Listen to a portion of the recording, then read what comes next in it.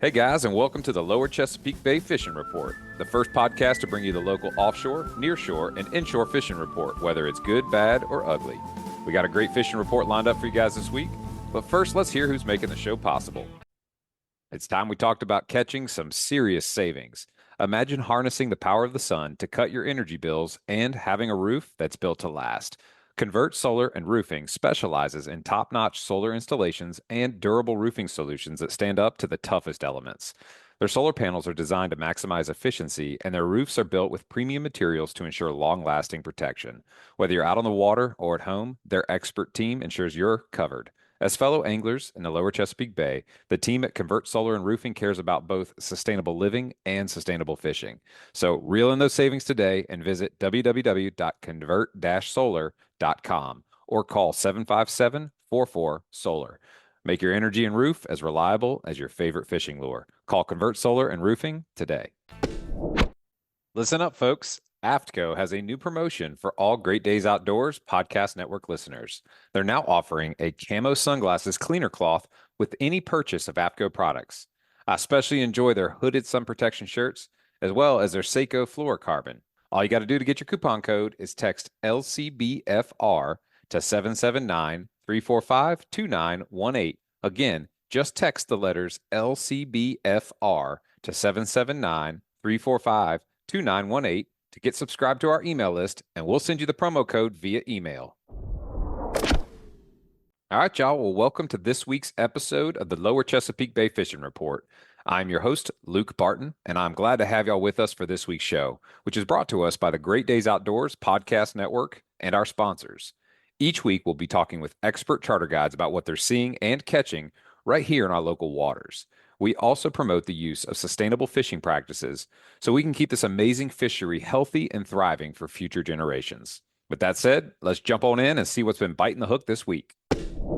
All right, guys. Well, I'm excited to welcome back to the show Captain Russ Castinas aboard Top Notch. Captain Russ, how we doing, man? We're doing great. We're doing fantastic. Pretty weather out there. It sure is, man. I'm actually sitting down here in the Outer Banks with family right now, and the water's just crystal clear out there. I keep hoping I'm going to see a drum school swim by or something. But man, talk me through what you've been doing lately. I know you guys have been getting out there and poking out a little bit. What's been going offshore, man? What have you been seeing and catching? Well, we've been catching some sailfish.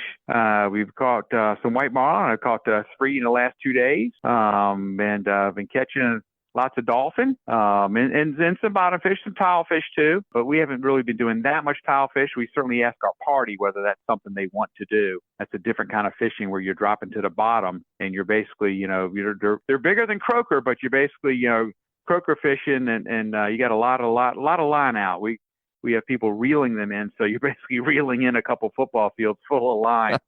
So some people, but they're great to eat. Tile fish are just absolutely great to eat. But dolphin fishing is pretty good. It's the time of year. I mean, most everybody seems to want tuna. Mm-hmm. And we tell them that, look, the tuna are there.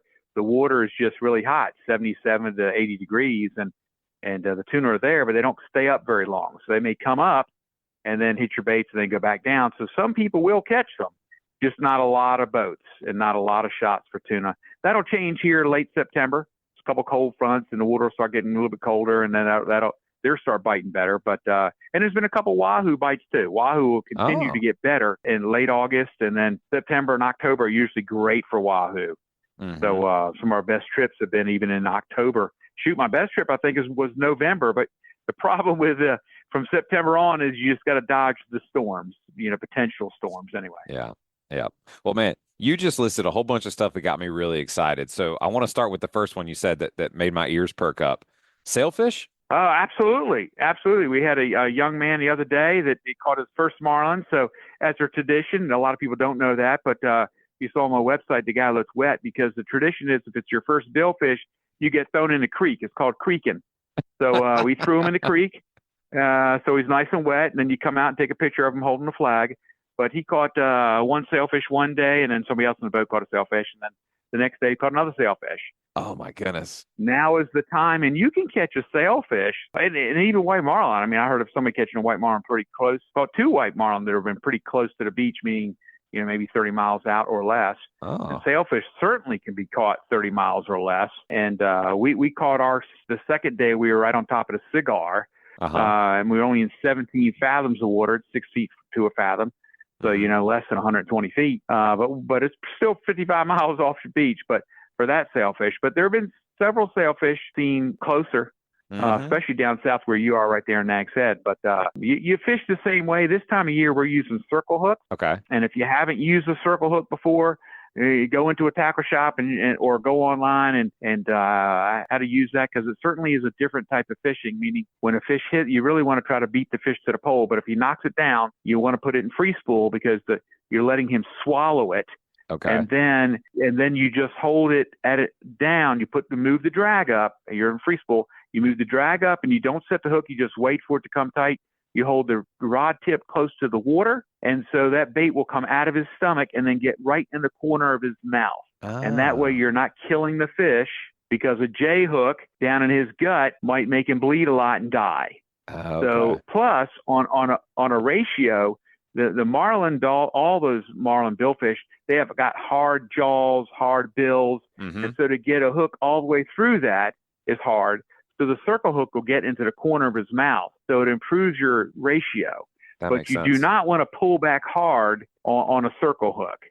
And so the other day, my folks were, even when we were getting hit by dolphin, they're picking the rod up and you're pulling back with all their might to set the hook. And I'm like, no, we should went over this again. That's not good. You gotta just hold it there and let it get up so it can go in the corner of their mouth. Because if you pull it, you're going to pull it right out of their mouth. But that's all fun. That happens. It does. So I want to pause on something you were just talking about, because this is something I struggle with, even with just like cobia fishing with somebody who's maybe a little bit new.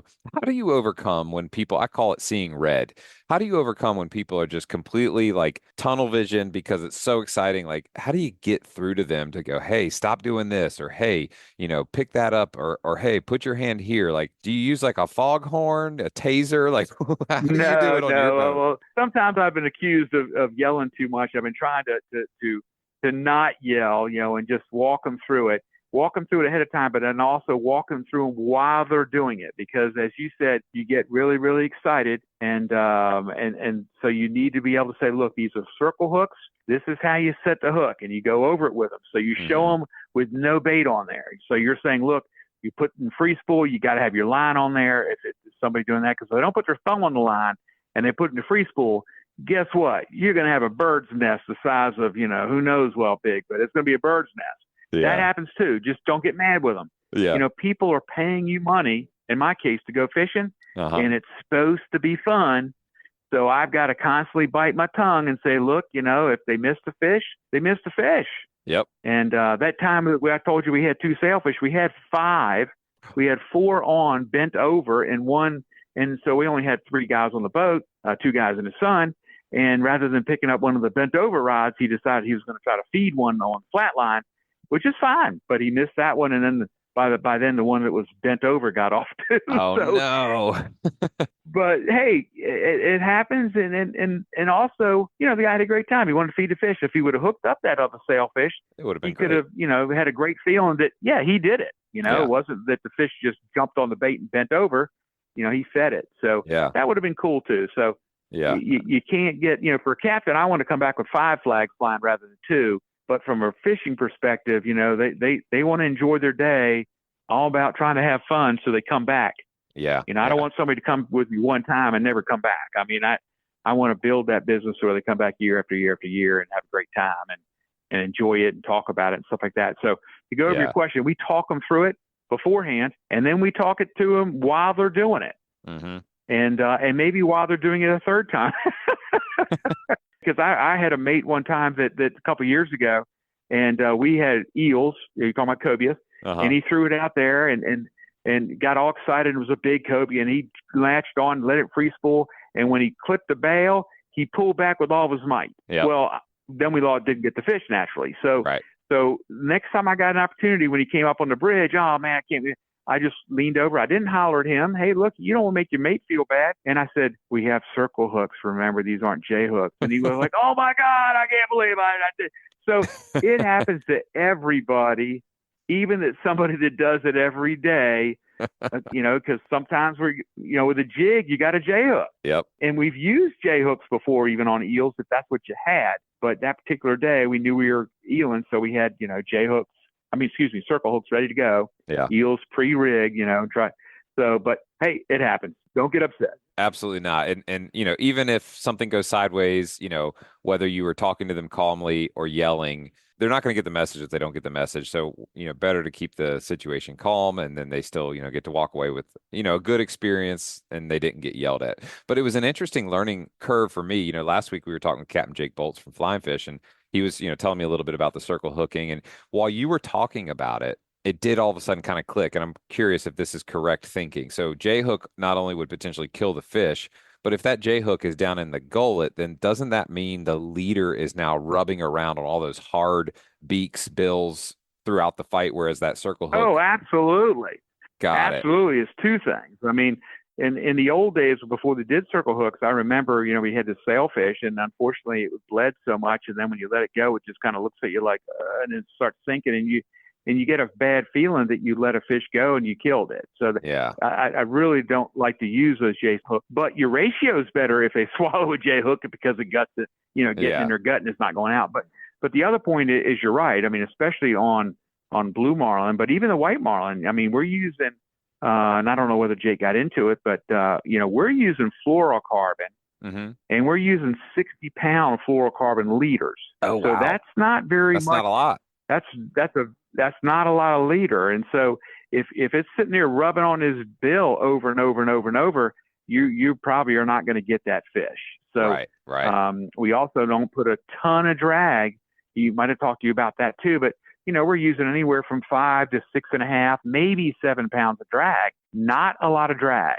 Wow. Because hard drag means you're rubbing again on that bill wherever the line is, because it could be in a circle, but the line still might be wrapped around his bill. So if you're pulling, 13, 14, 15 pounds of drag on 60-pound leader, then that could break. Yeah. That could break. Yep. That makes over sense. time, because if the fish goes down, I don't care how much drag you got. If the fish decides he's going down and you got a 50-pound fish on it 7 feet long, even if it's 50 pounds, they use their body against the water. So you're not going to be able to sit there and just horse that thing in. Right. I tell people all the time when they're fishing, inshore, offshore, whatever, this is not called winching. It's called fishing. So they try to winch that reel with a handle. You've seen them. They try to wrench that thing over and get one turn. And I'm like, you did all that work, and guess what? No line came in because you got a drag system. The drag system is not going to let you. It's not like a winch on a boat when you're pulling up a trailable boat, and you turn that winch and the thing comes in. Yeah. It is not like that with a fishing rod. Not anywhere close. System. Yeah, it's a little bit of a game of tug of war. When you get to pull a little bit in, then you sneak in that little half a crank or so, and then you just keep that line tight, and you really have to play the fish. Another good thing, since you're talking to fishermen that do fish too, what I share with try to people, especially big fish, big cobia, red drum, marlin, whatever, you want to think about turning their head gradually towards you. And then they swim towards you, and you get to reel the line in. Yep. And when you pull back hard, like we get a lot of people that pull back hard in the line, pull back hard. Well, first of all, if the drag's set right, you pull up and then no line comes in. That's one thing. But I also think that if you think about it, if you're human nature, if somebody pushed on you hard, you'd push back. Yeah. You don't want, if you yank on that fish, he's going to yank the other way. Yep. So we kind of gradually want him to swim because he can use his body against the water. Yeah. I mean, I've seen a 4, 5, 6 pound dolphin break 60-pound line. Wow. Because he gets in that whip action and they're going so fast, so quick. And you put your thumb on there and you're like, you're not going anywhere. Well, something's going. I mean, the hook's coming out or the line's breaking. Oh, yeah. Just because he's not a 60-pound fish doesn't mean he can't break 60-pound line. Just take your time and just, we spend a lot of time hooking up a fish. So take your time and enjoy the fight. Yeah, that's great wisdom. When I first started fishing long time ago, I learned from he was like 72 at the time, and he used to be a pro bass fisherman, and he drilled it into my head. He's like, once you've got that hook set, just settle in and enjoy the fight. If the fish is going to come off, it's going to come off, but your chances of it coming off because of something you do versus something it does are higher. So just relax and stay a gentle, easy pressure all the way till that fish comes to the boat. And when you were talking about controlling the head, I think that's a real big key that a lot of us miss because that head control is not necessarily a violent thing. It's a very gentle thing. And it can sometimes even mean like pointing the rod tip in a direction and guiding that head and using the current and working that fish in a gentle way while you're keeping gentle pressure until you get a chance to either, if it's a gaffable fish, gaffing or a nettable fish, netting. I think that's a really good point that you made that a lot of people listening should really pay attention to the next time. There's a lot of anxiousness and an anxious energy to hurry up and get that fish in, but that anxiousness and that uneven applied pressure all of a sudden when you want to make something happen is a lot of times what caused that line to break. Or the hook to pull out. Yeah, absolutely. That extra pressure, just like your guy told you, the bass fisherman, if you put more jerky motion on it or more pressure on it, now you're putting more pressure on everything, which means your knots that you tied, your crimps, the fish's lip. I used to have a buddy of mine he was a weightlifter. He was a real strong guy, and he'd pull back so hard.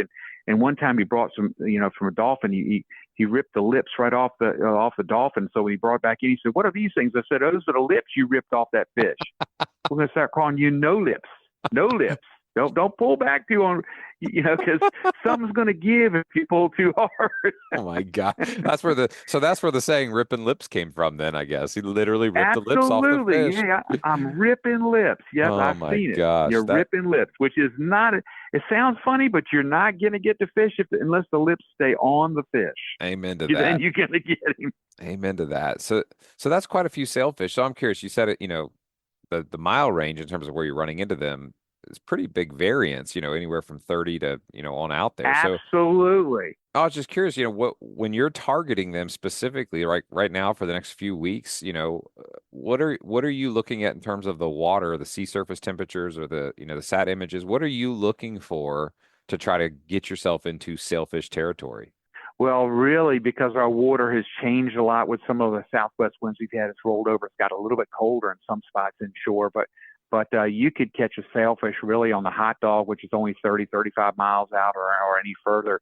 That's really part of the problem now because the fish have tails, not addresses, and they could be anywhere. Yeah. And when we've been running in over the last few weeks, you've seen flying fish and probably more flying fish in 30, 35 fathoms than 55 fathoms, and it's 6 feet to a fathom. But basically, most people think about running to the edge 50 fathoms or 45 fathoms, which is like 300 feet. Mm-hmm. Well, sailfish can be there, absolutely. But they could be closer in. They could be at 25 or 30 fathoms, which is only 30 times 6, you're 180 feet. That's not very far out. Right. And so you could certainly catch some dolphin. They've caught some dolphin here already around the windmills. There's more and more tubes. Basically, if somebody's been out there, they've seen they've got lots of tubes in there now. Uh-huh. So any buoy, tubes, any of that stuff can hold dolphin. And if there's dolphin there, they're eating flying fish, they could be a sailfish there or even a white marlin. And so one of my best days many, many moons ago, I was inside the tower down there fishing in Nag's Head. I mean, I was in 17 fathoms, and I wasn't very far off the beach, and I was inside their, I think they call that their B tower, and all of a sudden 6 sailfish came up. Every pole I had a sailfish on it. So you really never know when they're going to wolf pack you. Way down south, they have some tournaments where you can't go any deeper than 10 fathoms, which is only 60 feet. Oh, wow. So they can be anywhere, and unfortunately for us, I'm trying to go to improve our odds of whatever fish we're catching. And so it's difficult this time of year because they could be in 30 fathoms, but I can't stay in 30 fathoms all day unless I hear something. Right. Because, I want to have a shot at some other kinds of fish too, but really anything could be in 30 fathoms. I mean, one day, about 3 weeks ago, one of our big boats, he had 2 blue marlin. Both of them were inside 40 fathoms, which is, Wow. inside 240 feet. Wow. And so it really is, like you said, it's based on where that water is. Then we had some really pretty water pushing in, Mm-hmm. and we were all fishing in between 40 and 50 fathoms. But you don't be scared. Some people stopping short. Like I was fishing out day before yesterday, and just right. He started, I think, at 40 fathoms and fished out, or 35 fathoms, I think he said, and fished out. So unless you fish in there, you see a lot of bait around and you see a lot of flying fish around, I'd stop and fish. You see something floating and it's warm and it's, you've seen some flying fish, there could be dolphin around anything floating, buoy or whatever, even a pot, buoy type of thing. So it's a great time of year to fish because you can have a great day, but you can also have a very, very slow day. You can't get discouraged. Right. No, that makes perfect sense. And in the way that you were talking about stopping and looking at anything, that definitely rings true to me. I mean, I've seen them on a floating stick that was no more than 2 inches in diameter. And I will share this story with you because I don't know why I didn't think of it sooner, but 2 years ago in September of 2022, Captain Eric Myers from Heads and Tails and I were on my boat running out just to hopefully poke around and find a couple of mahi to pluck at. And we were just about 3 miles east of the Chesapeake Light Tower. And I was like, ooh, that could be a big cobia. And we pull up and get a little closer, and it was a very sizable sailfish just cruising. And all we had was live bunker. And, I flicked one to it, and it turned and looked at it, and then looked at me and said, no thanks, and swam away. About broke my heart. Yep. No, I think any of that kind of stuff, I mean, many, many moons ago, I don't know how many years go back it was that one of our boats inshore fishing caught a small sailfish about 2 feet on a Clark spoon. Oh. So while he's fishing for Spanish mackerel. Wow. So you just never know, especially with sailfish, but and dolphin. I mean, every year somebody catches some around the buoys out there, closer to the light tower. Every year somebody catches some. Now people out here online, they're like, oh, when are they starting to catch them? Because then I want to start. And I'm thinking, well, the problem is when those people catch those fish are dead. And there's no replenishment, restocking Right. going on. So they might restock, more might swim in, but if you catch everything on a buoy and then you go back the next day to do it again, these are not spade fish where there's thousands of them there and you catch your 12 and you go home and there's still a couple thousand there. I mean, if there's 20 dolphin on a buoy and you catch 20 and you come back the next day, where are they? Well, they're in your box from yesterday. I mean, it doesn't happen like that. So nobody's out there just like restocking the mahi like they do in the grocery store? Yeah, they are not restocking. There's no restocking fee or I'd pay it, believe me. If I could go to the same spot and catch 12 dolphin every time before I start my trip, I'd do it. Oh, yeah. I wish I could.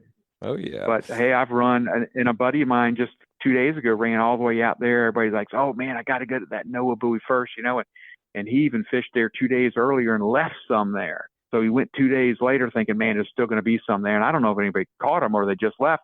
He fished there and got 0. Wow. So, he had left some there. And actually that happened to me this past weekend. There was a pot out there and I went to the pot and I knew that, I finally drove away from it because we only had a couple guys and we had enough dolphin. And there were still a couple dolphin there, and a couple jumped off, and a couple pulled off. So I knew there was still some there. So the next morning, went by there again, nothing, nothing. I don't know whether they left overnight or maybe somebody else caught some, but there weren't that many boats out there. But I was shocked. But when the light goes down and the sun goes down, and the next day pulls up, it's a different ocean.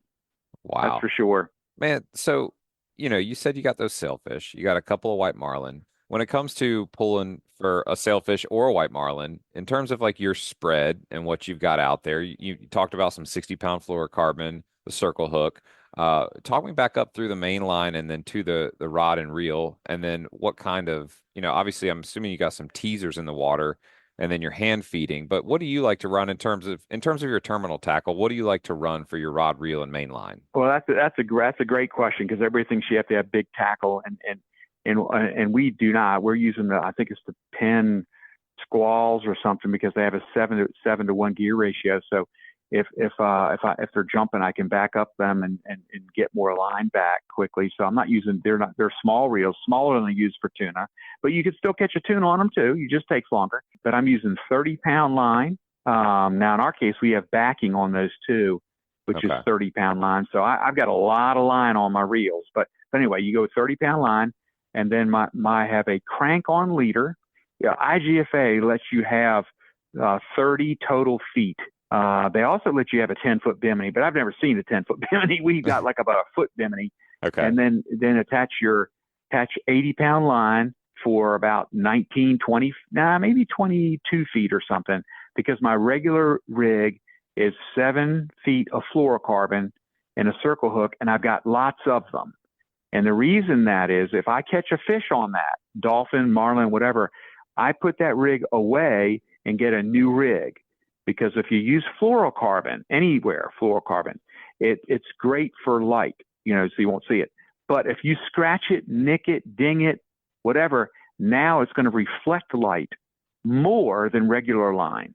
So you got to make sure that line is not frayed, or you're going to have a neon light in front of your bait, and that's not good. Interesting. We'll look at it later, but for me, a fish, and you catch it, and you're getting a new thing on there, a new 7-foot shot with a circle hook already ready to go. So anyway, what I fish is 2 flat lines.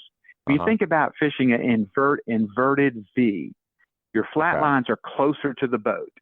They might be, 20, 25 feet back or something. Then I have 2 teasers that are going through my riggers. You can do that. Now, when I had a small boat, we'd have like a little, 209 or whatever attached to the 16-foot rigger, and your line going off and reel, attached it with hose clamps right on your rigger, the ones that attach and fall out, that are 18 feet, 16, whatever you want. So you don't have to have elaborate teasers either, line, but something so you can adjust it, and not just attach to hard line, because you might get a big blue marlin coming on to your teaser. And even though you don't have hooks in your teaser, if you attach it permanently to your rigger and the marlin takes it and runs, you might be losing your whole rigger. So you don't want to do that. You want to have, I've seen that. So you want to have, a reel with some kind of drag or something on there with a clicker on. So if you're not paying attention and something grabs your teaser and goes, gang, gang, gang, gang, gang, gang, then you know that something's on your teaser. But anyway, on a teaser, I put maybe 5 or 6 squids, maybe a foot apart. And then you put a place where you can attach another bait. And then I put like a islander with a big ballyhoo on there with no hook. Okay. So you might have a blue and white on, a pink squids on one side, and all green squids on the next, with a big ballyhoo and a big popper or a big Hawaiian eye or some type of big bait. Again, no hooks on your teasers. And I put my flat lines about a foot behind the teaser, even though it's a flat line, because if something comes up on that, I want to be him to see it and then immediately go over to my flat line. Got it. Then my short riggers, on one short rigger, I put a big Hawaiian eye for a blue marlin. And then on the other one, I put just a regular circle hook with a ballyhoo, either naked, or you could cut up and put like a little tiny popper or a little something fluorescent or something in front of that circle hook, but mostly they're probably naked. And so then they would be right behind your teaser also, but probably 15 feet behind your teaser. And then your long riggers would be about 15 feet behind your short riggers, and that would be it. I think sometimes when you're marlin fishing, people put too much stuff back there. I know some people in some areas only fish 4 poles, because if the marlin wants to come up and he comes up to your teaser, now you're giving him 6 choices. And so that you hear it all the time on the radio. Oh yeah, maybe he looks silly. He went to that bait, and that bait, and that bait, and that bait, and so you ran to that bait. He's at another bait. And, if you have less choices, then he's going to get one of them. So, that kind of thing. And we immediately try to see whether it's a blue marlin or a white marlin you do not want the white marlin, which seems like they'd love to go to your blue marlin bait, but then that's a big bait, and then you're going to miss it more times than not. Then you got a 10 or 15% ratio, as opposed to, the other day we had 4 bites and I caught 3 fish. So you want to capitalize on, if you got to, because this time of year you may get a lot of bites or you might not get a lot of bites. Right. And one thing you were talking about there that makes me curious about going down to just 4 poles, 4 rigs as opposed to 6. I'm thinking about these fish, and I've always looked at, some of the pictures of white marlin, especially blue marlin and sailfish.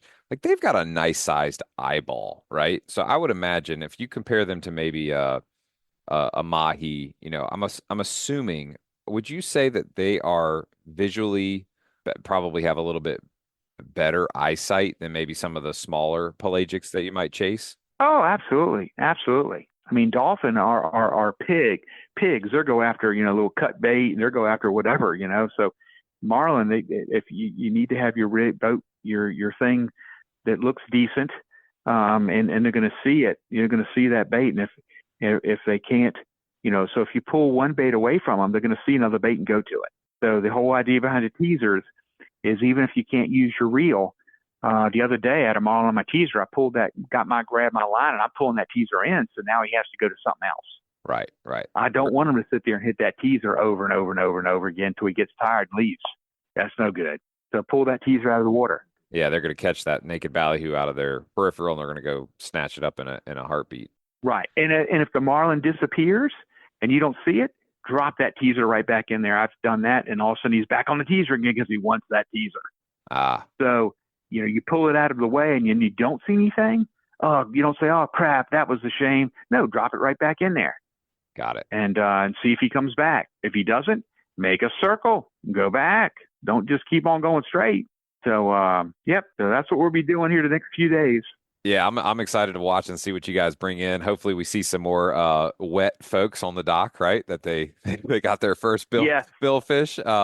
And just wrapping up, tell us that are listening in. We talked about it when we had you on the first time, but you built this beautiful custom boat. Just give us a quick run through of the boat that you fish, its size, and then tell us how folks can get up with you to book a trip aboard Top Notch. Well, I certainly appreciate that. It's a state-of-the-art boat. This is the sixth one that we've designed and built, but we certainly don't know all six. I can't afford six boats. So this last one it's 58 feet. It's got all state-of-the-art equipment, including the engines, which are Tier 3 engines that the government makes you be cleaner, which is more expensive naturally, but that's okay in a way because we don't have smoke. So if you've been on a big boat that has lots of smoke because we've got old diesel engines, you won't see that on my boat. It's Tier 3. We get no smoke behind the boat. We have mezzanine seating, so it's very, very comfortable. 2 AC units going, so in case one of them went out, you're still cold inside, so to speak. 58 feet, which gives you more room inside and stuff too. And they can reach me at my cell phone. It's 757-681-8068. You can go to our website, which is fishtopnotch.com. We try to keep our Facebook and stuff updated, but we're fishing almost every day, so sometimes we're a little bit lax on that. But we have certainly plenty of open days coming up, and the fishing is only going to get better for everybody here, and set to inshore and offshore from now till really October and even early November, as long as the weather's good. I mean, you got cobia that are going to be circling up and then leaving the bay here soon.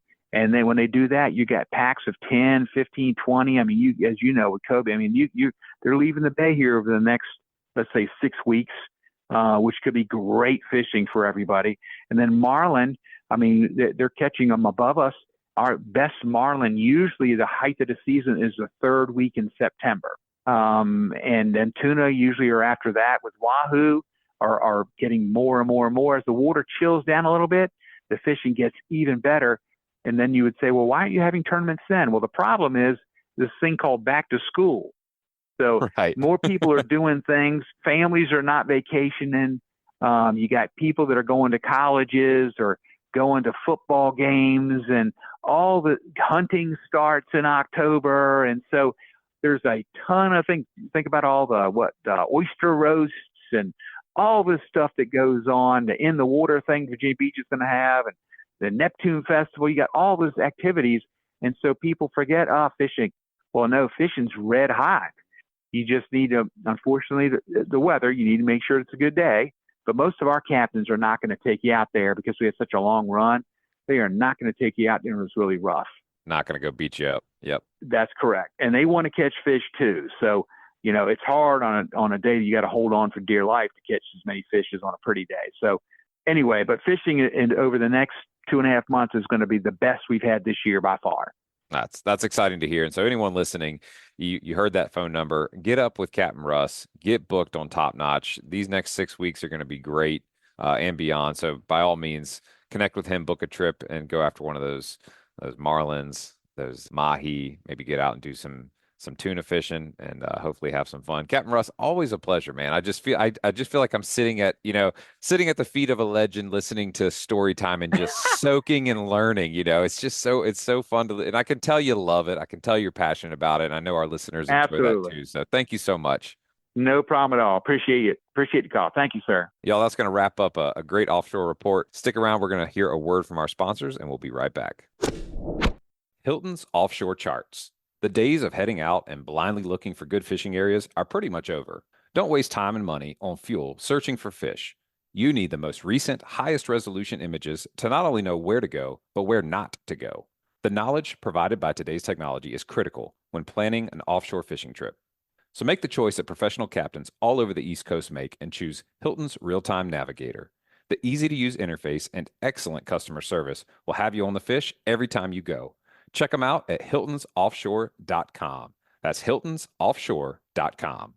All right, y'all, we're going to jump into a report, find out what's been going on in the Bay. I would like to welcome back to the show Captain Travis Kemp. How we doing, brother? Foolproof fishing. What's going on? Pretty good, man. A little tired, another long day. Struggle day for me, but, you have those every now and again. Yeah, let's talk about that. I appreciate you being candid about that. It sounds like it's one of those bad or ugly kind of days. What was tough about it? Why was it tough? I mean, obviously you're skilled, you know how to go and make things happen, but when it doesn't happen, yeah. What goes on there? Sometimes you're in the right spot at the wrong time or the wrong spot at the right time. You know what I mean? I zigged when I should have zagged twice today, and of course we were on a limited time frame because I had to go.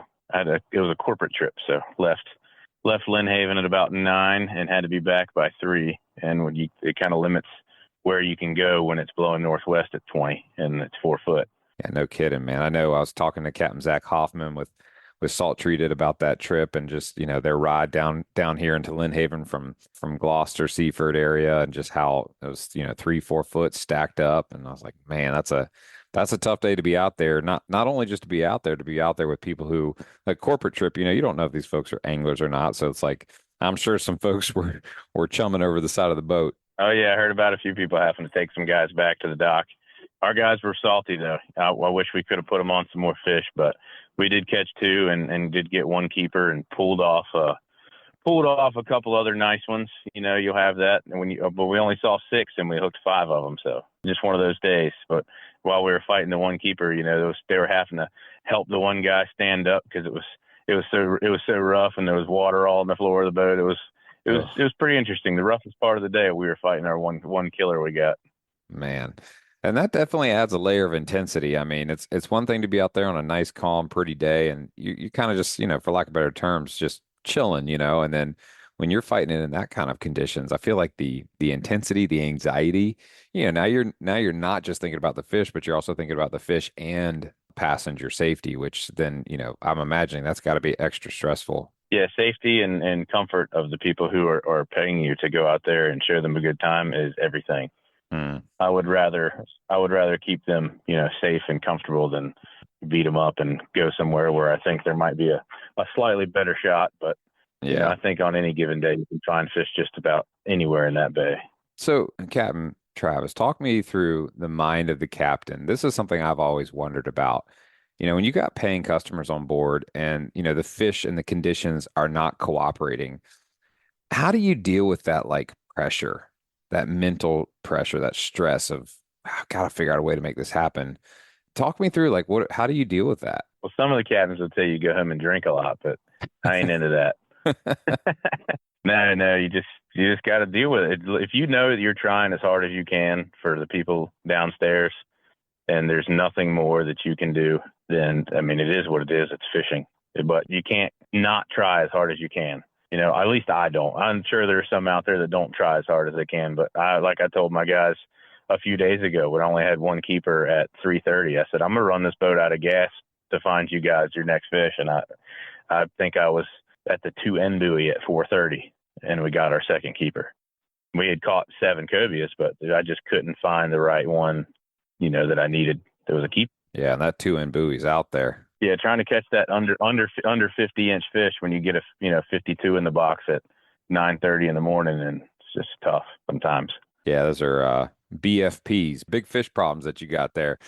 Well, you guys also did pretty well in the Kingling tournament on Sunday. What'd y'all end up with? Second place, big fish. Third place stringer with a 49.1 pounder, and I think our stringer was like 84.3. Oh, wow. That's a really nice. Pretty good.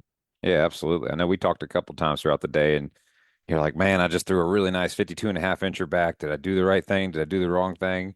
And I'm like, man, it's freaking pretty out today. You probably did the right thing. And then like the clock just starts ticking down. But when did you land that 53.5 incher?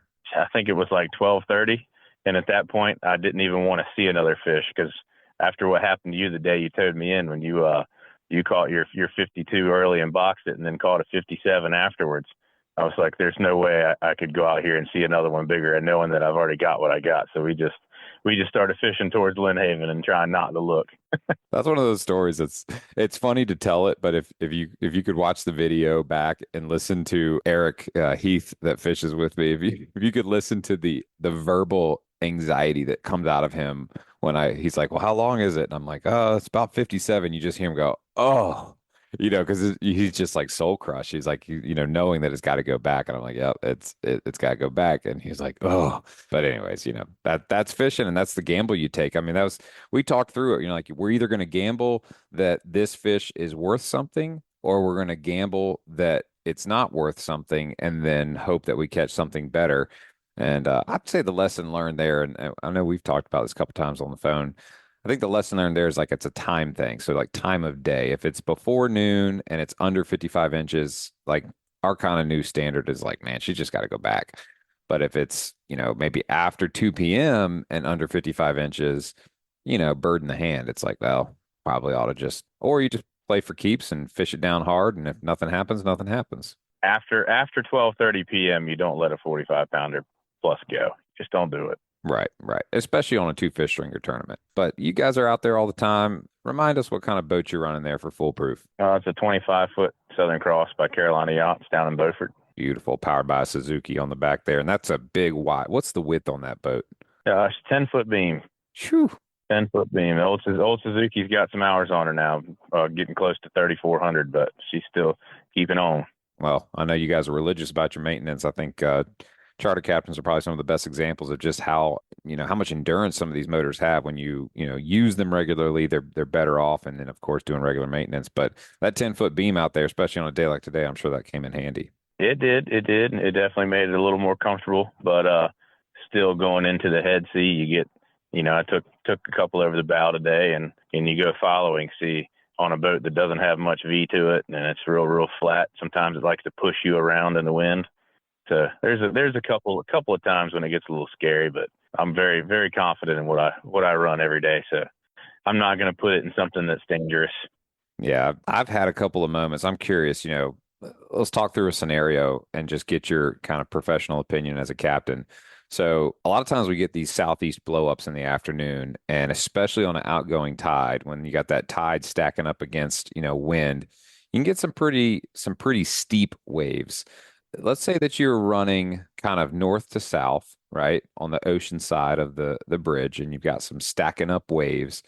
And let's say you find yourself kind of in that like crotch of the wave where the wind's catching your T-top and pushing you to the port side, and then the water is kind of moving and sucking the bottom of the boat up, and you kind of start to find yourself in a 45-degree angle, kind of rising up that wave a little bit.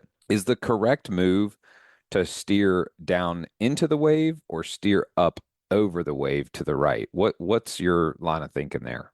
I like to steer it like into the wind, like into the not down sea, but into the sea. That's just my boat. Right. I'd like if you're coming from the fourth island to the first island, and it starts to get a little tippy. Mm-hmm. I'll start to turn towards Cape Henry. You know what I'm saying? Mm-hmm. Yeah, kind of cut the nose 45 into the waves. My boat does way better 45 into it than it does a 45 away from it. Got it. That makes sense. A quartering following sea is miserable in my boat. At least in the tower it is. I'm sure it's just fine, but it definitely feels miserable when you're in the tower. Yeah, everything's accentuated. You start to lean a little bit, and the folks downstairs are like, oh, we're just kind of like leaning, and upstairs you're like, we're dying. It's still a totally different experience. I've come in from offshore on a Southern Cross before, and gotten into a gnarly quartering following sea, and it definitely it's unnerving. Like you start to feel that weird feeling of like, oh man, are we safe right now? It gets a little bit squirrely. You're perfectly fine. You just got to go slow. Right. You can't be going fast. That's what happens. You get pushed around, but you just go slow and keep the bow up and let it rip, and you're fine. Use your trim tabs. Definitely. Trim tabs, I think, are somewhat a lost art. Sometimes I'll hop on other people's boats and I notice they don't even touch the trim tabs ever. My boat's an old Mako and it's a totally different setup from your Southern Cross. It's an 8.6 beam. It's designed to run and cut. So when I use tabs, it's kind of probably for a little bit different in a different way. But on your boat, when do you like to use? Do you use tabs when you're running in the tower or only down below? Only down below. I don't have them in my tower. Usually I just set them down, and I don't even have the lights on them. I just hold them down for like 3 seconds, and that's where I let it rip most of the days. But if it's like where I have to go following in a big sea, I'll get down there and just try to keep the bow up and just kind of float across them. Yeah, absolutely. Sometimes I'll use it like, in that scenario, going from the fourth island to the first, and we got that southeast blow, you know, I'll tab down on my starboard side to kind of lift up my starboard side a little bit and leave the port side tab alone so that I'm kind of leaning in to that 45-degree cutting into the wave. And it just seems to kind of help that V, enter the wave a little bit sharper and cut a little bit sharper. But like talking through windy conditions makes it really tough to cobia fish. So what are some strategies that you deploy when we're in windy conditions and it's hard to cast a live bait or a finfish bait? What are we doing on Foolproof to try to overcome that and still connect with some fish? We overcome it because we have John and I drive and he casts.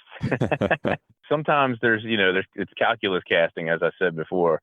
I think last time we talked about it, throwing in the wind, especially with live baits. It's not very easy. But, we always have 2 live baits ready and he'll make a cast. And if I have to, I'll back him up. But, having somebody else who is a skilled caster in the tower and, is confident in the wind makes all the difference in the world.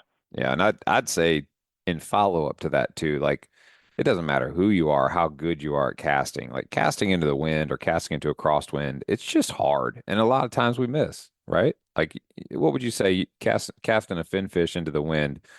How many times out of 10 are we actually landing that where we want it? The reality of it, probably, I want to say 7 or 8 out of 10. We're pretty good at it. Okay. We're pretty good at it. You try to, it's all about boat positioning. You want to try to get to where you're throwing downwind. Mm-hmm. You don't want to throw as much into a crosswind. You don't want to throw into it really, really hard because it's not going to go as far as you want it to. Right. Crosswind is the hardest. Yeah, for sure. Downwind is a layup. Absolutely. It just seems like it's always the case though, and maybe it's just my experience that it's always the afternoon where you're kind of headed east with the sun over your back and you got that southeast blow, and inevitably you're basically having these like head-on collisions with fish, and then you're also having to throw into the wind, and it's just you're like, God, get me out of here. Can we please be in a different scenario? But it's the worst when a fish is swimming at you into the wind. It's the worst. Yeah. I try to turn the boat away from the fish if I can soon enough. Like if a fish is swimming straight at the bow and I'm going into the wind and he's following the wind, I will try to yank it to the left to set John up to throw at him in like almost a crosswind, slightly downwind, if I have the time. But if there's no time, it is what it is. You just go, there he goes, and run him over. Right. And how much of that is actual verbal communication between you and John versus like just rote memory? We just know, if I turn to the left and there's a fish and we both see it, he knows that he's grabbing his rod before I even say anything. Gotcha. That makes sense. And then, on a windy day or a non-windy day, it doesn't matter. We've been talking a little bit lately in the past couple of shows about some of these recent like challenges with pull offs. Like I've had several pull offs. I've talked to several captains recently that are experiencing them. Are you seeing any of that recently, or are you just the immune one out of the group? No, I pulled off 2 today. Would have got us our limit. One of them, just destroyed the bait, but I don't think he had the hook in his mouth. And John set up and it pulled the bait off the hook. I think the hook was outside of his lips. And the other one was a short strike as well, but he did take it down. And I think he opened his mouth to spit it right at the time John went to set. and it just came right out of his mouth. And by that time, they were going under the bow because it's, it's like I said, it's 3 to 4 foot, and we're going into it. So it was tough. Yeah, that is tough. Is there ever a scenario where you opt to throw on a circle hook, or is that a 4-letter word on your boat? Now I use circle hooks a lot. I catch a lot of drum surf and pier fishing, and circle hook is like, that's all I use. But Austin, actually, Mr.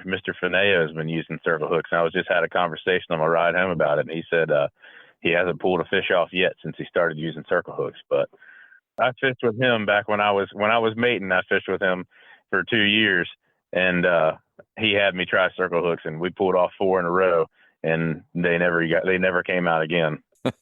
Yeah, I don't know about, I mean, hey, I think it's one of those things like Captain Eric Meyer says, like whatever bait you're fishing, fish it with confidence. And if you feel confident with a circle hook, you're probably going to make it work with a circle hook. But if you feel confident with a J hook, you'll probably make it, work with a J hook. But I mean, I've seen some gross pull offs of some really nice fish. That was more due to a, somewhat new angler who also happened to be on the wrong side of the rod. I didn't know it until the rod was handed to them, and I'm like looking down, and they just seem to really be struggling, and then realize like some folks just literally cannot reel on the opposite side. Like you got to do a pit stop. You've never done a pit stop? What? Quick little change of the reel from the right to the left or left to the right. Yep. Put the boat in gear at about 7 miles an hour. Hold the rod, change the reel handle real quick, and then back her off and let them get cranking. That's a charter pit stop. We do those all the time. And folks, that's why you pay these charters the big bucks. See, things like that don't happen on recreational boats. Just good luck and God be with you. What's that? We pulled off 2 really nice fish back to back, and then finally I was like, okay, I'm gonna have to put this reel on the right side. So now I'm up there looking like I'm a little bit handicapped trying to, cast and reel. Like I was very awkward, but managed to hook a couple. And as soon as they got a hold of it with the reel on the right side, it was like all was well in the world. And they were able to keep, the rod tip a little higher and keep some pressure on that fish the whole time. But you mentioned drum. Yeah. We've caught a lot of drum this year.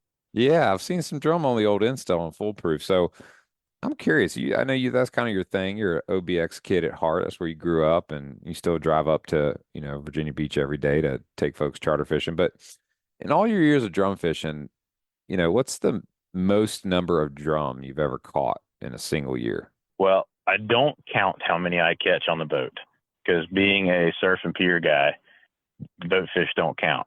Okay. That's what we used to always say. But pier and surf fishing, I had 140 over 40 inches in 1 year from the beach and piers. That was probably 3 years ago now. 140. That's strictly surf rod. I mean, hold on. I'm pulling out my calculator here. So let's see here. You said 140. Yeah. So if you caught a fish a day, you were fishing 40% of the year. How did you find the time to catch that many drum? Or were there just nights where you're going out there and just knocking down 12, 13, 14? Yeah, I think I had a 19 fish night, and I had a couple of 10, 12 fish days, but that's something a lot of people ask, like, oh, how do you catch that many? How do you find the time? At that point in time in my life, I was working at the tackle shop, 40, 50 hours a week. And it's like, how bad do you want it? At that point, I really wanted to see how many I could catch. So I'd get off work and go fish all night and go right back to work the next morning, no sleep. It was a lot of nighttime fishing. Man, that's some dedication right there. And I know you're definitely using circle hooks for those drum, and I don't want to ask you for all your secrets, but like if you could pick any bait to throw for a drum, what would it be? Any bait at all? Any bait at all. If I'm bottom fishing in the surf, I'm using about a 1 pound mullet and cutting it chunks. That's the best thing you can use. Now from the boat, it's a different story. Got it. If it's in a big open water school, I like throwing bucktails. But if it's bottom fishing, I like to use spot. Spot is really, really, really good for drum. That's almost like a baby drum, but some fish are a little. But they eat them. Yeah, some fish are a little cannibalistic, and I know recently we've been seeing some really huge bluefish out there. What's going on with that? I'm not sure why all of a sudden we've got all the big bluefish around, but it's making it hard to catch cobia some days. Getting sniped by the bluefish, throwing at a fish in a bait ball or a fish, anywhere near the islands, and you throw on them, and the bluefish are sniping your bait before you can catch the cobia. And that's it. Goes for eels, live fin fish, or even those NLBNs. people are getting their tails bit off. It's tough, but it's cool to see them around, especially the big ones. Yeah. Oh yeah. They fight hard.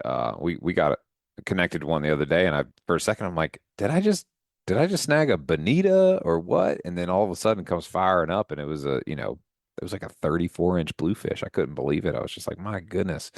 And I mean, maybe it's the time of year, maybe it's the amount of bait that's been present. But I can't recall from years past seeing that many big blues hanging around. And when they're in and near the fish, whether those fish are on poles or in bait, is there anything we can do to try to move those cobies away from those bluefish, or is it just hope to get lucky after you go through 4 or 5 baits?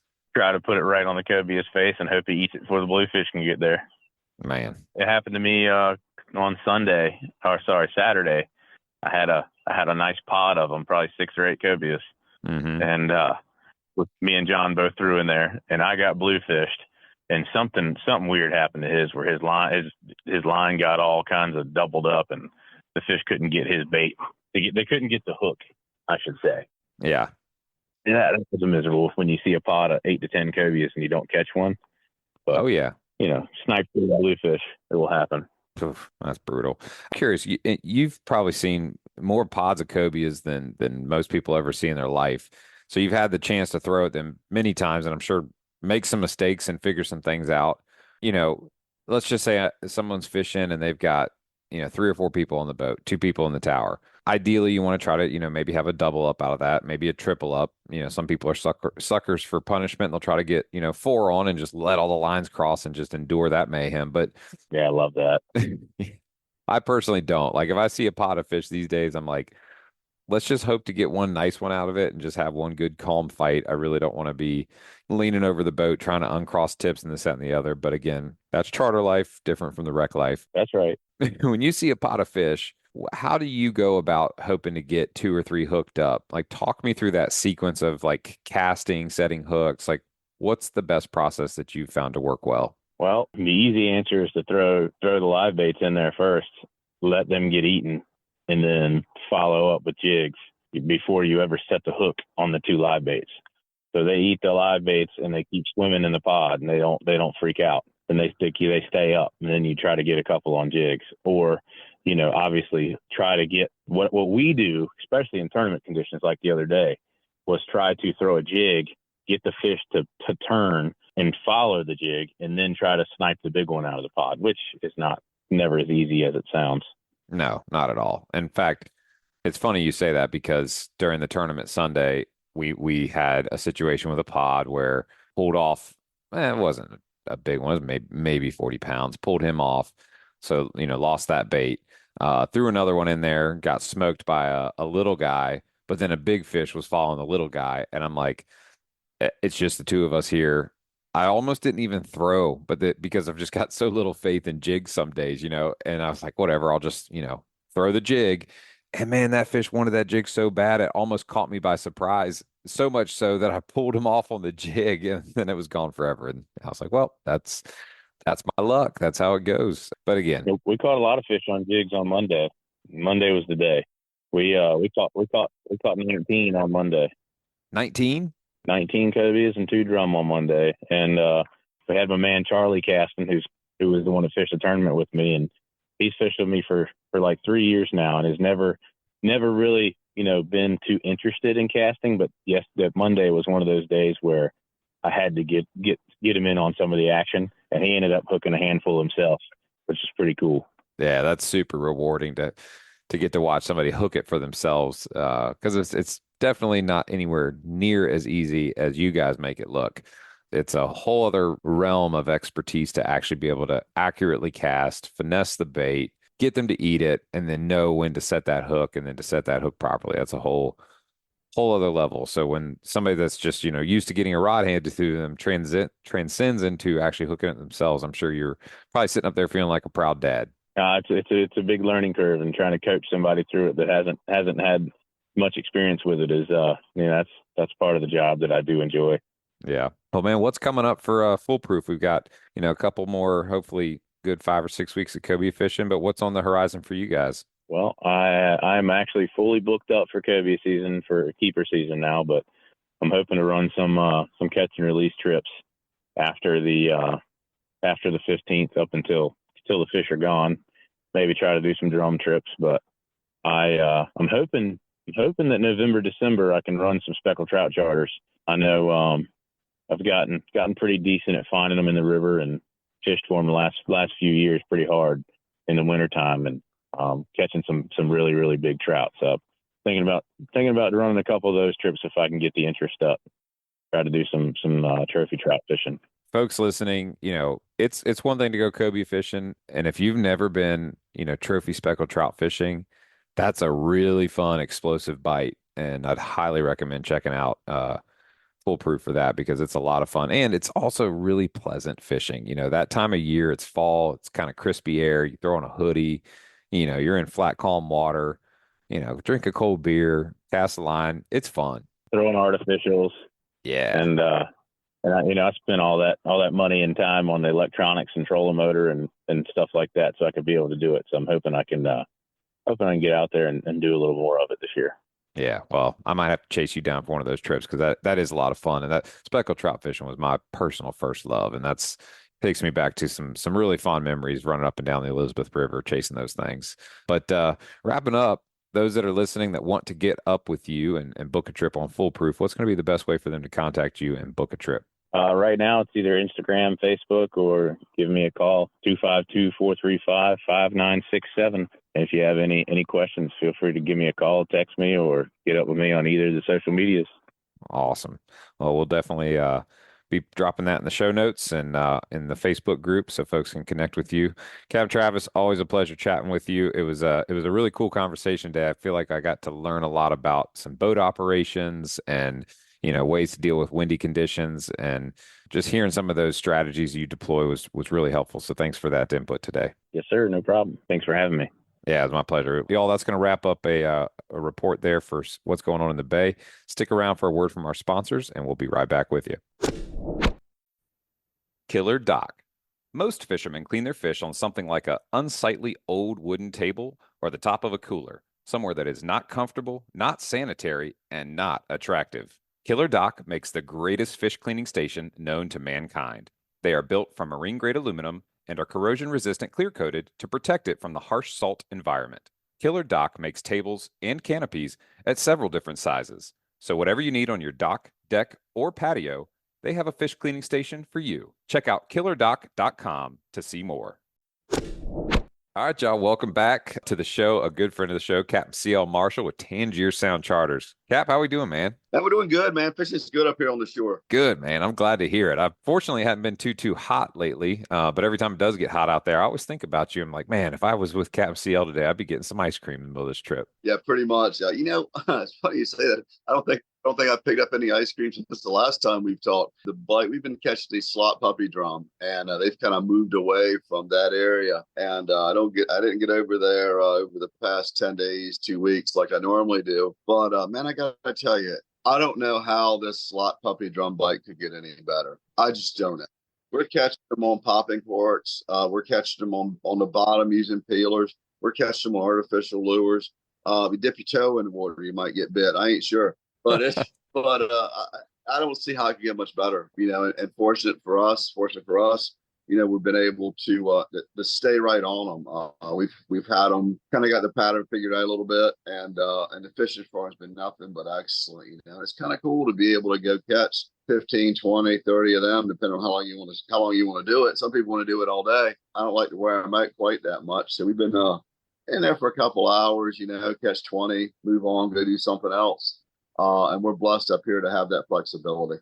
That's awesome, man. And for those listening that maybe haven't gotten to hear you on a previous episode, where is up there and what kind of boat do you guys run? And what are some of the things that you specialize in terms of targeted species? Well, up here is, I guess you would say, from the area of Punkateague Creek around 42A, which is about as far south as I go. I do go to Bridge Tunnel on occasion, but on a regular basis from Punkateague Creek up through Hooper's Island. We run a Mako 231. She's a 91/2019. Cab was done on this thing. Her name's Amazing Grace. You know why her name's Amazing Grace? Do you know? How sweet the sound. No, great guess. In the second verse of Amazing. Grace has brought me safe thus far, and grace shall lead me home. And Mm, one out of a boat. So yeah, so she's a good one. But we're fishing up in that Tangier Sound area. As far as targeted species, our main target is fun.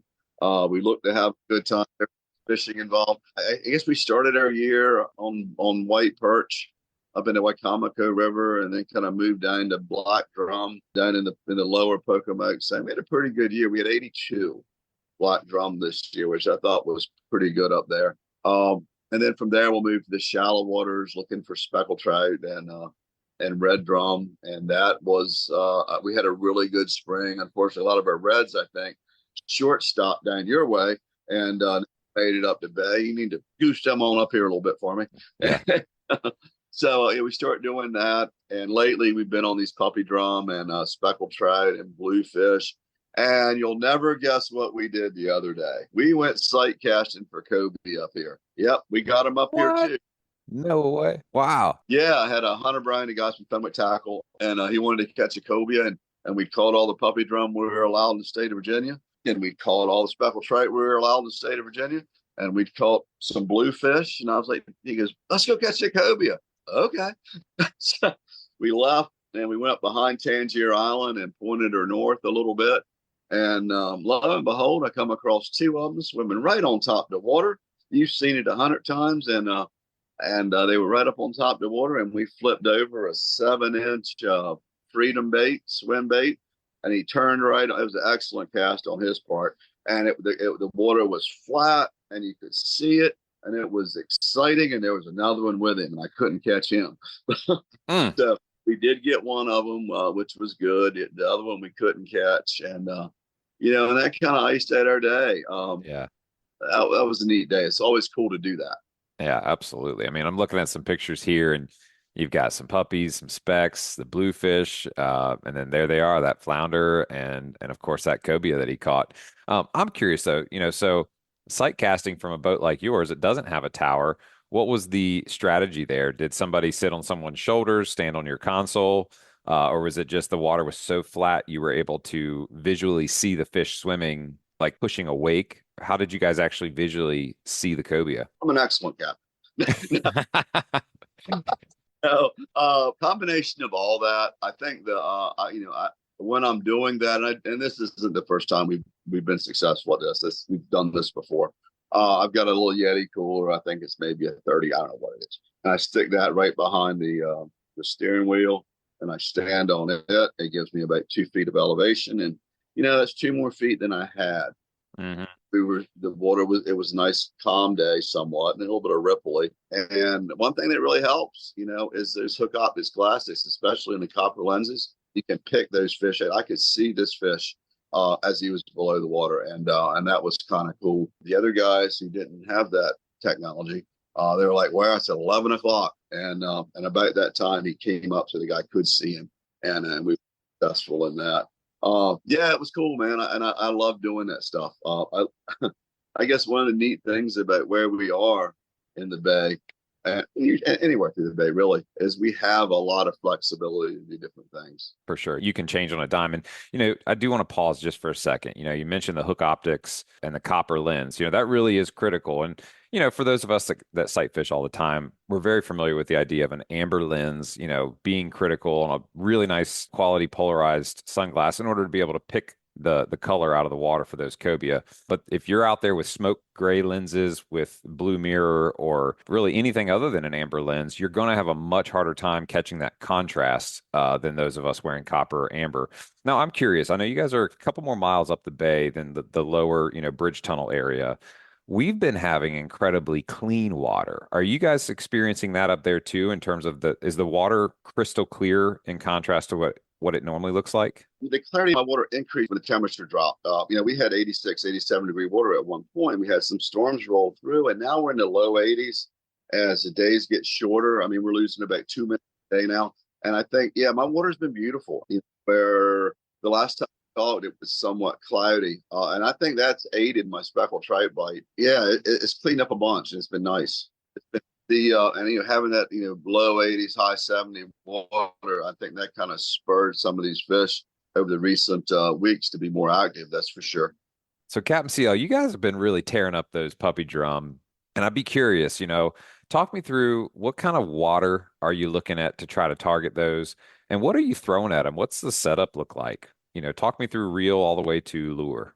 Yeah, in terms of areas that I'm targeting to find these fish, there's going to be some around some deep water structure right now. Whether you're at the Texaco wreck or down your way, any of those offshore wrecks, there's going to be some kind of hanging around there, and we're going to see that increase a little bit as the days continue to get shorter. And I think there's a correlation between how these fish act and the length of the days. There's a word for it. I don't know what it is. But right now I'm finding these fish in super, super shallow waters. And when I say that I'm looking, I'm fishing a foot and a half of water in a lot of places.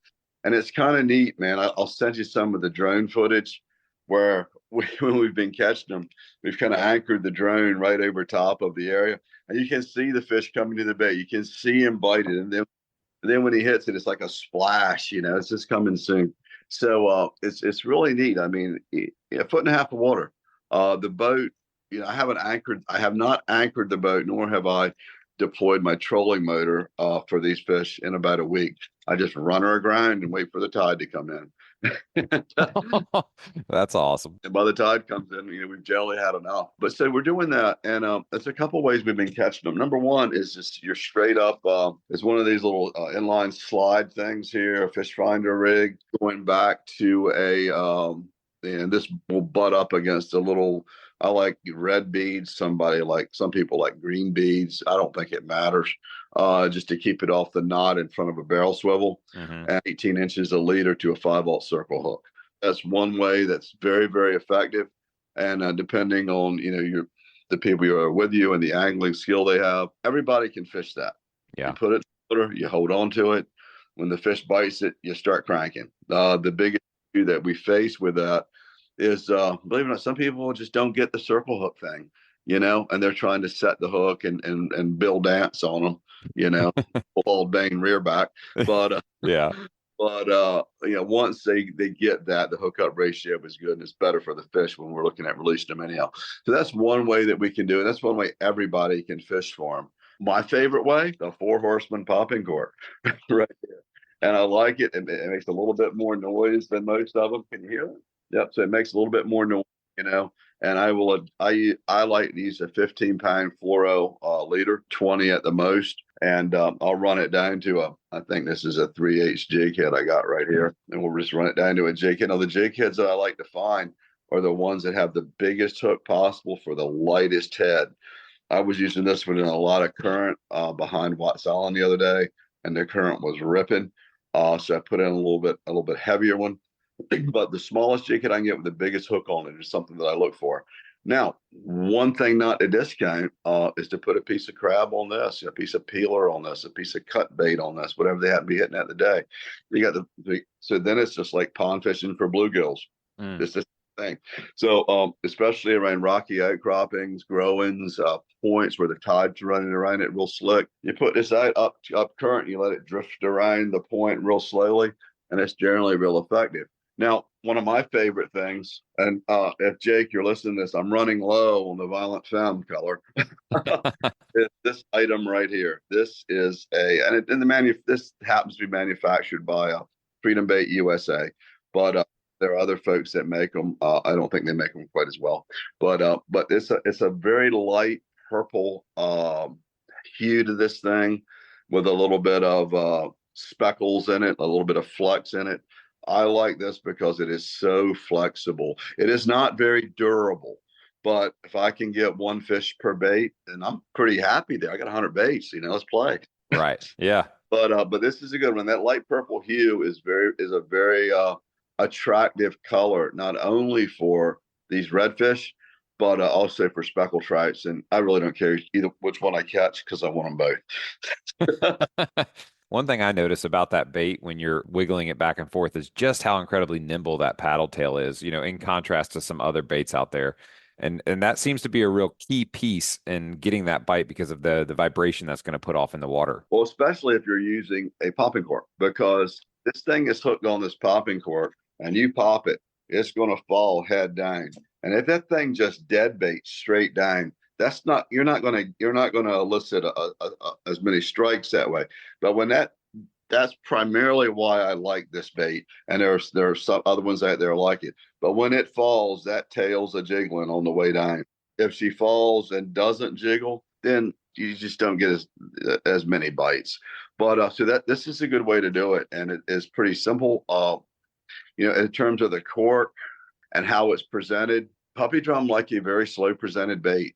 So a lot of people will be very active with the thing, and that will work sometimes on speckled trout, rockfish, bluefish, and those type of things. It'll work great for that.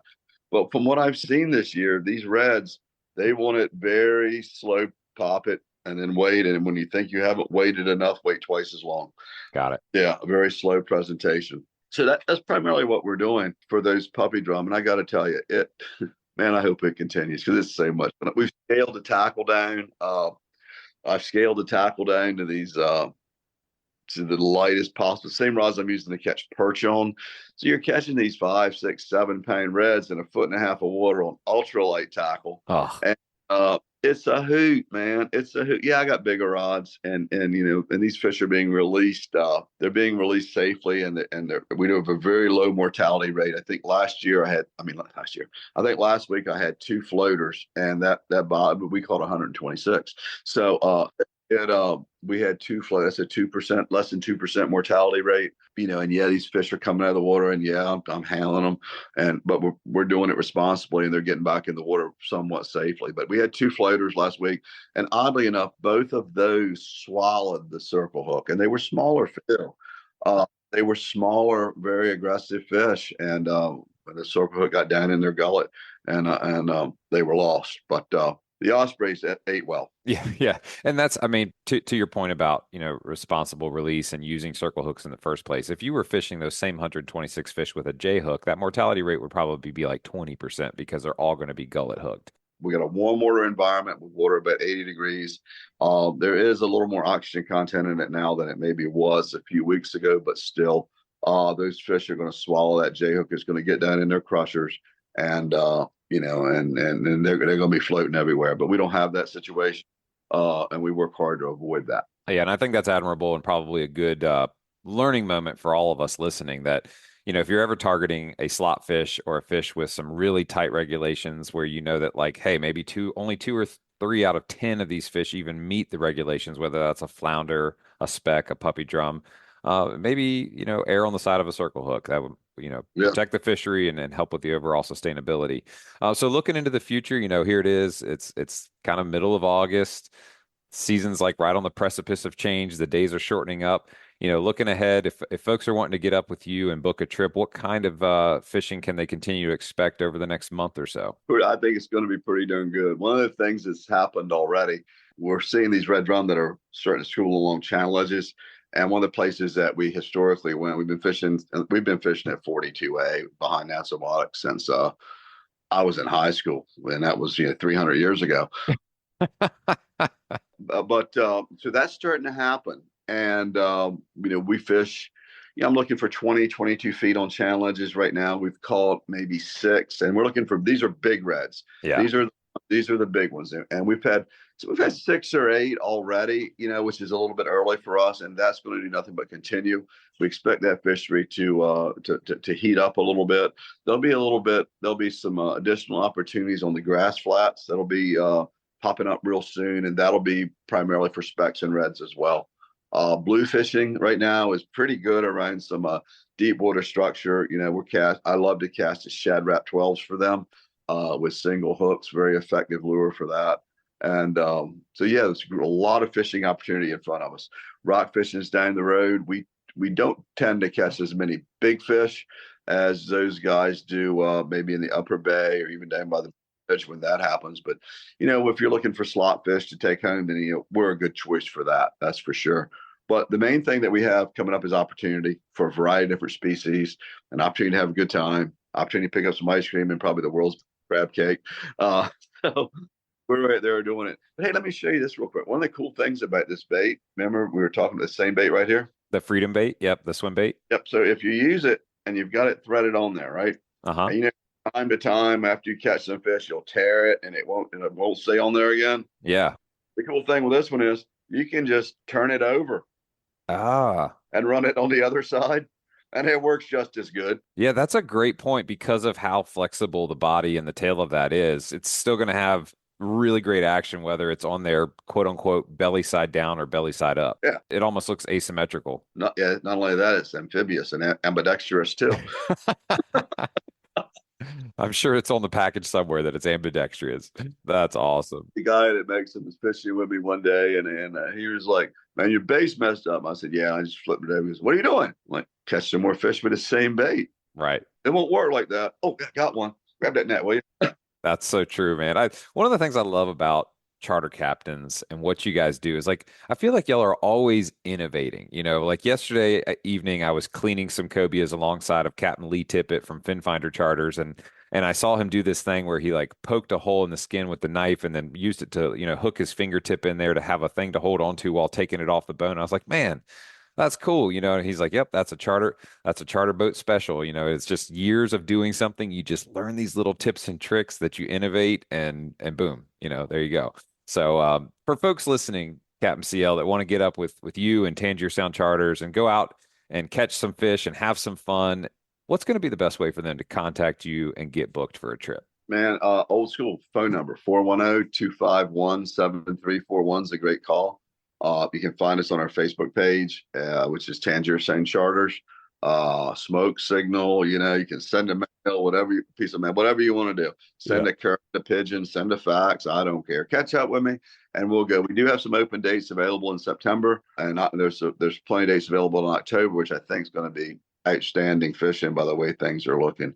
A couple of things I want to talk about real quick. Last week, we had probably, if the folks listening to this are interested in raising money for a good cause and having a good time, I strongly suggest that you enter the Anancock Fire Department's Croaker Tournament. Okay, this ain't for everybody, but if you're looking to have a good time and you want to fish hard from like noon until 5, and have some other things that are going on that many consider to be fun, I'd strongly encourage you to do that.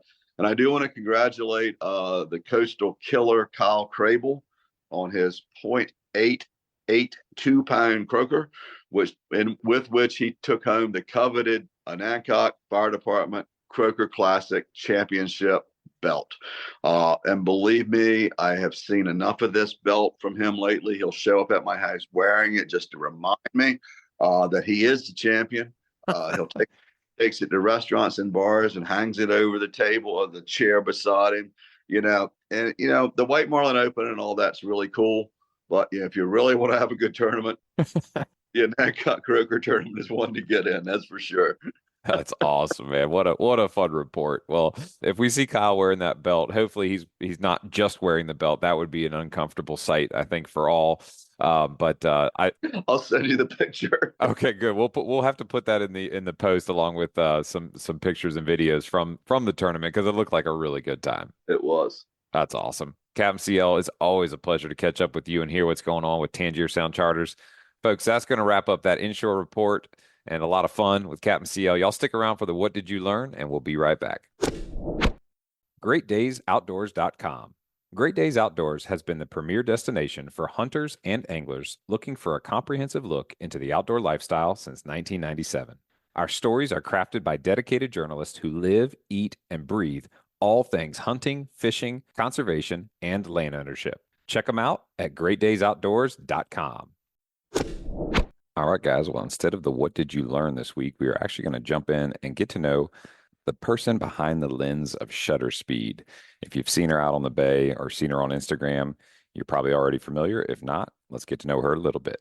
Let's jump into the conversation. All right, guys. Well, welcome to this sort of special segment. We're not necessarily going to be talking about fishing, but we are talking about fishing in a sense. I'd like to welcome to the show Jenny Ohmsen with Shutter Speed. How you doing, Jenny? Good. How are you? I'm great. I just wanted to get you on here to talk about shutter speed because it's so unique. You popped up this year all of a sudden on Instagram, with these incredible candid photos of boats out on the water and live action. Tell us a little bit, just walk me back to the very beginning. I think it's such a cool thing to do, But what was the inspiration? What made you grab a camera and start taking pictures out on the Chesapeake Bay? So I've always loved fishing. I'm doing it since I was 3 years old with my dad. That's what we did. We would spend days at a time on Lynnhaven Fishing Pier or the bridge. And then I met my husband, gosh, 9 years ago now. He had a boat. I started going out on his boat to go fishing. And that's just kind of our thing. And I've always loved photography. And I used to have a camera, but I didn't enjoy doing like people portraits very much. So one day I just kind of was taking photos with my phone while we were out at the light tower. And he loved the photos. And he just showed up one day with a camera and was like, hey, you should take more photos. We're already out on the water fishing, so why not combine the two things? And then I've just kind of learned that I kind of have a passion for showing and showcasing our other captains and the boating community. And everybody wants a picture of their boat, but usually it's like the iPhone pictures and things like that. So it's just really cool. And it combines the two things that I love. Yeah, absolutely. I mean, you've taken a couple pictures of my boat and it's like you get it and you look at it and it's like it's the thing that you're so proud of, but you're only ever staring at the bow of your boat. So to get that vantage point of a great angle from a nice camera, it just really captures kind of the essence and energy of your boat, your team, and what type of fishing you're doing. So you said 3 years old you started fishing. So what kind of fishing were you doing with your dad at that age? Honestly, just on the pier, it was croaker, things like that. Nothing big, no big drum or anything, skates. Like it was just what we did. It was fun. I didn't get into like big fishing until probably 5 years ago when I started going with Trip from Bay Roamers. And now every year we do an annual trip with him. And that's when I got into the bigger fishing. And then we got a boat that could handle the bay. So recently we've been out there more, but we do a lot of catfishing down on the Chowan River. That's awesome. And I'm curious, like, obviously the conditions on the bay are not always ideal for holding a camera steady. So like talk me through some of this gear that you have. Like how much does it weigh? How hard is it to hold a camera steady, in a rocking, like how do you do that? It's probably about 5 pounds when a big lens on. I don't know how I do it. I'm very bad at being a technical photographer. I just kind of snap the photos and people like them. I've been learning more about the settings and everything, but yeah, it's a little heavy and I'm just kind of learning how to go with the wakes. That's cool. I mean, I'm sure it's something that like you've gotten probably like almost like a sixth sense for in terms of like if the boat's rocking a little bit, you just kind of know when to like start snapping and you kind of know that you're going to get a couple of good photos out of that. Yeah, and that's the other side of it that's fun is because I'm not doing a paid job for somebody out there, I don't have the pressure of having a perfect photo. Right. You may see your boat on my link, you may not. You may have seen me take a picture, but if it's not on the right side of the sun and it doesn't look good, I'm not going to post it. So right. The press on. That's cool. So talk me through the name Shutter Speed. How did you come up with that name? And obviously, I think it's a pretty straightforward meaning, right? Like the shutter speed, like how quick the lens. Is it the lens or the iris? What's the thing that actually clicks inside of a camera? I think it's the I'm trying to think what it's called, the sensor. Yeah. There's actually like, something that opens and shuts. I guess that would be the shutter technically. So when you're shooting and there's like the different speeds of how fast the shutter opens and closes, which if I understand a little bit about photography is based on how much light it lets in for the shot with these full bright days. So I guess you're having to shoot like at a really high shutter speed in order to get a good picture that's not blown out with like light. Yes, so I have to shoot at a high shutter speed to be able to stop the movement of the boat and then a lower ISO. I'm still working on the settings side. I don't know how I've gotten to where I've gotten without knowing more about photography. So I'm learning every day, and that's the fun side of doing like the tournaments with you and things like that is I'm kind of learning about the different settings. That's cool. Yeah, because I imagine the settings that you might use out on the water with full bright sun versus maybe like under the, overhanging in the shadow at the long bay point and tackle, taking a shot, might be some different settings there. So I'm curious, for those of us who have seen our boats on your Instagram page and maybe want to go and get one of those prints so that we can maybe, frame it or something. Is there a way to do that? How do we purchase those? Yeah, so there is a link on my Instagram in my bio, that you can go to, and it will take you to where you can click on photo drop, and it takes you to my gallery. Gallery is all the photos that I've taken throughout the year. They're divided by date and the event, and you just click on the date or the event, look for your boat, and you can either purchase a high-res download, or right now you can message me directly to get a copy printed of the boat. Absolutely. And I would imagine if I'm in your shoes, like if I order a print, which I'm going to order a print, you can bet your bottom dollar I'm going to, because you took some really good ones the other weekend, that if you're printing it on your printer and it comes out and you're not happy with the way that it looks, I'm pretty sure that you're gonna keep printing it until you're happy with the way it looks. Versus Walgreens, it's just like, hey, here's your print. Have a nice day. Right. And also, like the website that I'm using right now, there is a setting that I can have where they can print the photo and deliver it for you and everything. But if there's any like mishaps on the print, or there's like a circle that I forgot to edit out, or a watermark or something, I can take that off and re-edit it and then reprint the photo to where I see it. Versus when the website print it, it may be too dark for me or whatever, and I can just make sure it perfectly. Yeah, that makes sense. So if somebody's listening and has a, fishing related event, I know you guys have been there for several of the recent events, the Kingaling, I think, were you there at Hooked on Hope?